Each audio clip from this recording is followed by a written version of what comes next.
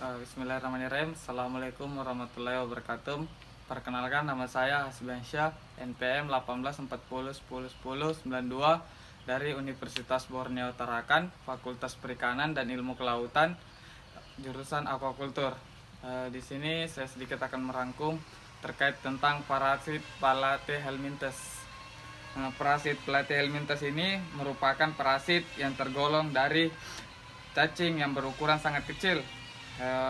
Parasit Platyhelminthes ini dapat dikelompokkan menjadi 4. Yang pertama Monogenia, Dinagenia, Trematoda, dan Cestoda. Parasit Platyhelminthes banyak menyerang pada ikan dari kelas Monogenia. Parasit ini terdiri dari ektoparasit, endoparasit, sama seperti halnya protozoa. Yang pertama, ektoparasit. Ektoparasit ini merupakan parasit yang terdapat pada bagian luar dari inang atau ospes yang terinfeksi.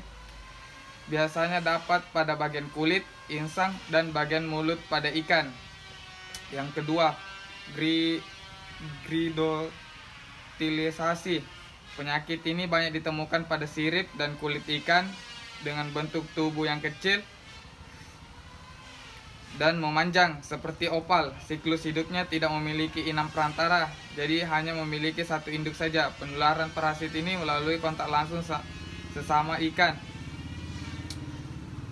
Gejalanya yang timbul pada penyakit ini yang terinfeksi bintik-bintik merah di daerah tertentu, kulit berwarna putih keabu-abuan seperti memproduksi lendir berlebihan. Yang selanjutnya, daktilisasi. Parasit ini memiliki ciri khas bentuk tubuh pipih simetris bilateral, warna transparan, mempunyai bintik mata 2 pasang. Biasanya parasit ini menyerang pada benih ikan, terutama pada ikan mas yang berukuran 3-10 cm. Siklus hidupnya mirip dengan Gridactylus tanpa inang perantara. Telur parasit yang menetas akan mencari inang sendiri. Gejalanya, ikan menjadi kurus, produksi lendir meningkat, warna insang memucat. Yang selanjutnya, diplosomosis.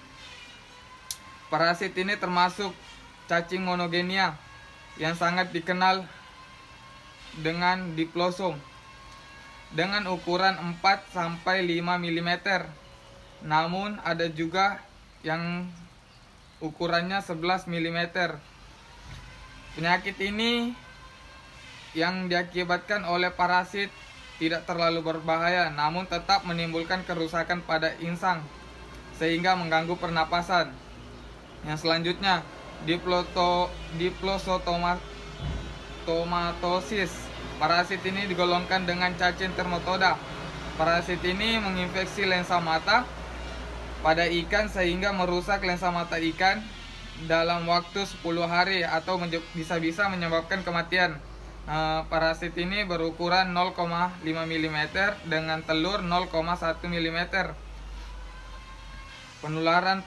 Penularan pada penyakit ini melalui kontak langsung seperti kulit, insang, atau langsung ke mata. Penyebabnya melalui burung bangau atau burung air.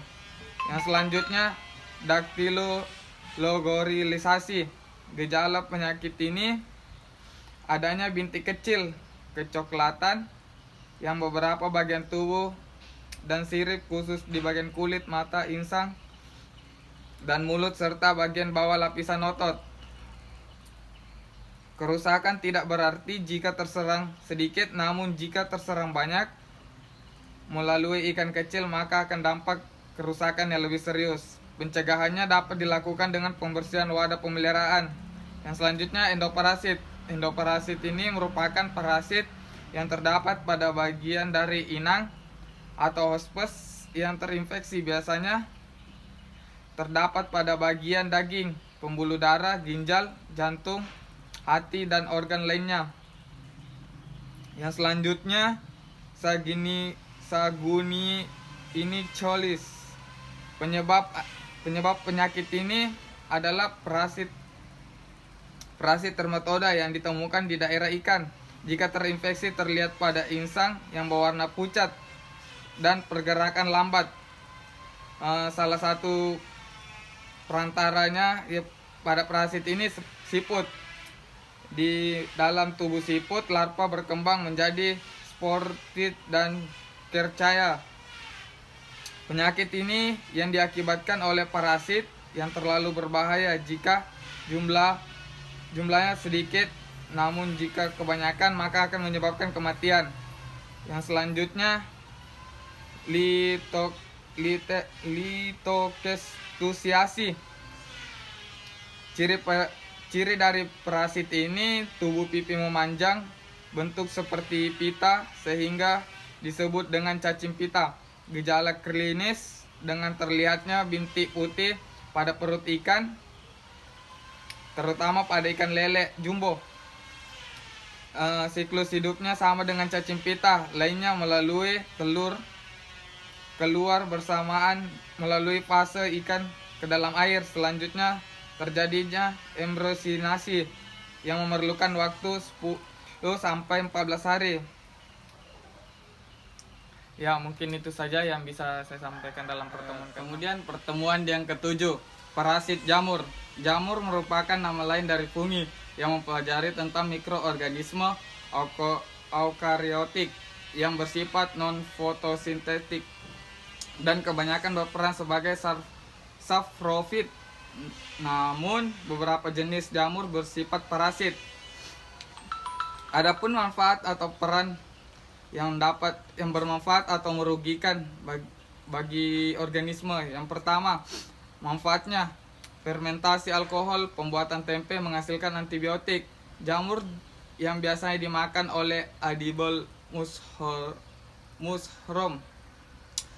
Pertama, sebagai sumber obat-obatan. Kedua, sebagai sumber pengurai bahan organik. Yang ketiga, sebagai pengendalian penyakit secara hayati. Adapun yang bersifat merugikan, sebagai penyakit baik manusia maupun hewan atau organisme. Parasit jamur pada ikan, Saprolegenia, Brachiomochus, Trichodia, Chilodenella, Lithococcus.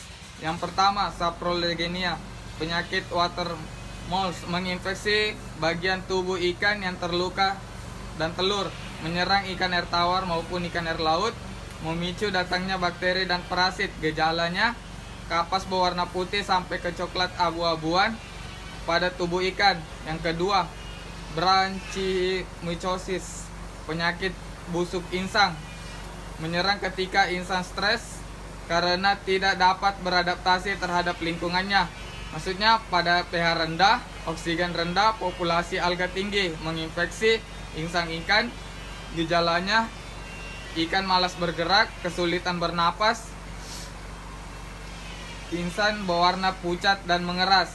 Yang selanjutnya, Trichodia, menginfeksi kulit dan insang, menyerang ikan air tawar. Populasi meningkat ketika musim peralihan dari musim panas ke musim hujan. Dapat berenam bebas dan hidup di luar tubuh ikan lebih dari 2 hari. Gejalanya, iritasi kulit, produksi lendir berlebihan, insang pucat. Kemudian selanjutnya, Chilicodonella, gerakan lambat, warna tubuh pucat, kulit teriritasi, bentuk lonjolan, menginfeksi permukaan tubuh antara epidermis dan dermis serta insang. Kemudian selanjutnya, Ichthyophonus, jamur sistematik yang menginfeksi jaringan tubuh ikan, menyerang ikan air tawar maupun ikan air laut, menyebarkan melalui saluran pencernaan karena spora jamur termakan oleh ikan.